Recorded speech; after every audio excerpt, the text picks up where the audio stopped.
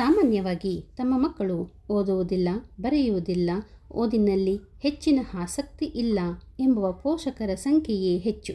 ಜೊತೆಗೆ ವಿದ್ಯಾರ್ಥಿಗಳಿಗೂ ಕೂಡ ಸ್ವತಃ ಅನುಭವವಿರುತ್ತದೆ ಓದಿನಲ್ಲಿ ನನಗೆ ಕಷ್ಟವಾಗುತ್ತಿದೆ ಎಂದು. ಈ ಥರ ಇದ್ದಾಗ ಓದುವುದಕ್ಕೆ ಅಥವಾ ಬರೆಯುವುದಕ್ಕೆ ಕೂಡುವ ಮೊದಲೇ ಈ ಕೆಳಗಿನ ಮಂತ್ರವನ್ನು ಪಠಿಸಿ ನಂತರ ಕಾರ್ಯದಲ್ಲಿ ತೊಡಗಿಕೊಳ್ಳಬೇಕು. ಜೊತೆಗೆ ಓದು ಬರಹದಲ್ಲಿ ಆಸಕ್ತಿ ಇದ್ದವರೂ ಕೂಡ ಈ ಮಂತ್ರವನ್ನು ಪಠಿಸಿ ಬಳಿಕ ತಮ್ಮ ಕಾರ್ಯದಲ್ಲಿ ತೊಡಗಿಕೊಂಡರೆ ಓದಿದ್ದು ಜ್ಞಾಪಕದಲ್ಲಿ ಉಳಿಯುತ್ತದೆ. ಮಂತ್ರ ಈ ರೀತಿ ಇದೆ. ಓಂ ಪರಬ್ರಹ್ಮ ಪರಮಾತ್ಮ ರೀಂ ಪರಮೇಶ್ವರಿ ನಮೋ ನಮಃ. ಮಮ ಸರ್ವದೋಷ ನಿವಾರಣಂ ಸರ್ವಕಾರ್ಯ ಜಯಂ ವಿದ್ಯಾ ಬುದ್ಧಿ ಪ್ರಾಪ್ಯಂ ಕುರು ಕುರು ಸ್ವಾಹ.